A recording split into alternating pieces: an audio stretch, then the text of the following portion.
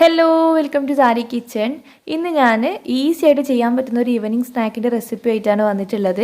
നല്ല ടേസ്റ്റി ആയിട്ട് പെട്ടെന്ന് ചെയ്യാൻ പറ്റുന്ന ഒരു സ്നാക്കാണ്. ഈ ഒരു റെസിപ്പി എനിക്ക് ടിക്ടോക്കിൽ നിന്നായിരുന്നു കിട്ടിയിട്ടുണ്ടായത്. പഴം വെച്ചിട്ടാണ് ചെയ്യുന്നത്. എല്ലാവർക്കും ഇഷ്ടപ്പെടുന്ന ഒരു ടേസ്റ്റ് കേട്ടോ. അപ്പോൾ എങ്ങനെയാണ് റെഡിയാക്കി എടുക്കാൻ നോക്കാം. ചാനൽ ഇതുവരെ സബ്സ്ക്രൈബ് ചെയ്യാത്തവരുണ്ടെങ്കിൽ ഒന്ന് സബ്സ്ക്രൈബ് ചെയ്തിട്ട് സപ്പോർട്ട് ചെയ്യുക. വീഡിയോ ഇഷ്ടപ്പെടുകയാണെങ്കിൽ ലൈക്ക് ചെയ്യാനും മറക്കരുത്. അധികം പണിയൊന്നുമില്ല കേട്ടോ. ആദ്യം നമ്മൾ കായടക്കൊക്കെ ചെയ്യുന്നത് പോലെ ഒരു സ്വീറ്റ് ആയിട്ടുള്ള പണ്ട റെഡിയാക്കി എടുക്കുകയാണ്. അപ്പോൾ അതിന് വേണ്ടിയിട്ട് ഒരു കടായി ചൂടാക്കാൻ വെച്ചിട്ടുണ്ട്. ഇതിലേക്ക് ഒരു 2 ടീസ്പൂൺ നെയ്യ് ചേർത്ത് കൊടുക്കുക. നെയ്യ് ഒന്ന് ചൂടായി വരുമ്പോൾ കുറച്ച് കാഷ്യൂം കിസ്മിസും ഇട്ടിട്ട് ജസ്റ്റ് വറുത്തെടുക്കുന്നുണ്ട്. ഇത് ചേർക്കുകയാണെങ്കിൽ നല്ലതായിരിക്കും. ഉള്ളിൽ ആ ഒരു കടിക്കാൻ കിട്ടുമ്പോൾ നല്ല ടേസ്റ്റ് ഉണ്ടാവും. ഇല്ലെങ്കിൽ ഒഴിവാക്കാം. എന്നിട്ട് അതൊന്ന് റോസ്റ്റായി വരുമ്പം 2 മുട്ട പൊട്ടിച്ച് ചേർക്കുക. ഇതിലേക്ക് ആവശ്യത്തിനുള്ള പഞ്ചസാര ചേർത്ത് കൊടുക്കണം.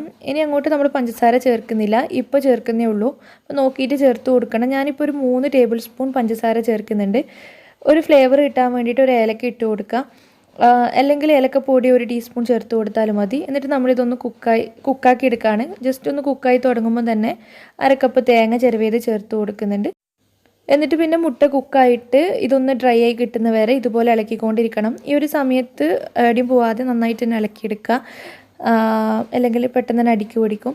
ഇതുപോലെ റെഡി ആയി കഴിഞ്ഞ് കഴിഞ്ഞാൽ നമുക്ക് ഫ്ലെയിം ഓഫ് ചെയ്യാം. ഇങ്ങനെ ഒരു കുഴഞ്ഞ പരുവത്തിലാണ് ഉണ്ടാവുക. ഇപ്പോൾ നമ്മുടെ ഈ ഒരു മുട്ട മസാല റെഡി ആയിട്ടുണ്ട്. ഇത് അങ്ങോട്ടേക്ക് മാറ്റി വെക്കുക.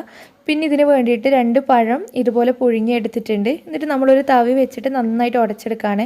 അപ്പോൾ ഇതിന് വേണ്ടിയിട്ട് നല്ല പഴുത്ത പഴമായാലും പഴുപ്പ് കുറഞ്ഞ പഴമായാലും ഒന്നും കുഴപ്പമില്ല. പഴുപ്പ് നല്ല കുറവായിട്ടുള്ള പഴമാണെങ്കിൽ വെള്ളത്തിലിട്ടിട്ട് വേവിച്ചെടുത്തോളൂ. ഇതിപ്പോൾ അത്യാവശ്യം നല്ല പഴുത്ത പഴമാണ്. അതുകൊണ്ട് ഞാൻ ആവിയിലാണ് വേവിച്ചെടുത്തിട്ടുണ്ടായത്.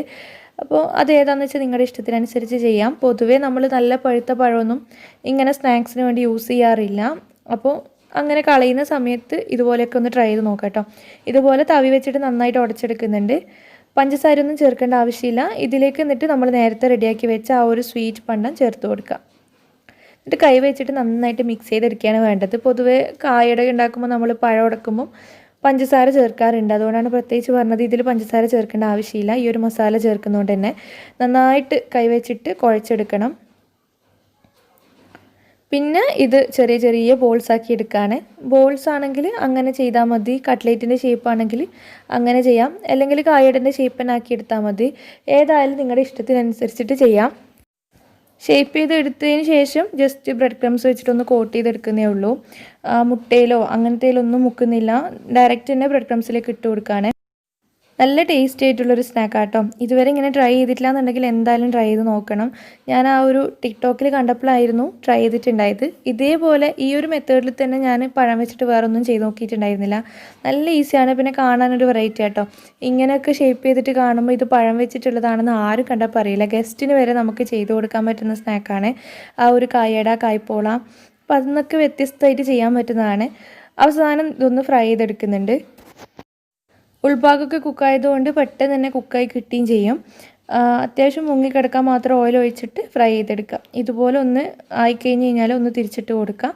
എല്ലാ ഭാഗവും ഒരു ഗോൾഡൻ ബ്രൗൺ കളർ ആവുന്നവരെ ഫ്രൈ ചെയ്തെടുത്താൽ മതി. ഇതാ നമ്മുടെ ബോൾ റെഡി ആയിട്ടുണ്ട്. ഒരു ബാച്ച് റെഡി ആയിട്ടുണ്ട്. ഇത് എണ്ണയിൽ നിന്ന് മാറ്റാണ്.